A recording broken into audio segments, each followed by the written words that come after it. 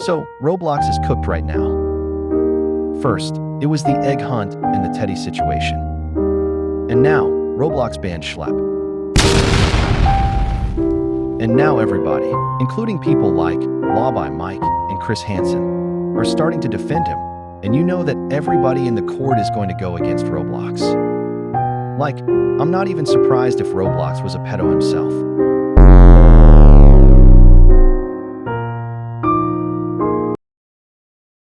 Hello, Jim Bablo Johnson. I got your kid. If you want him back, then sorry.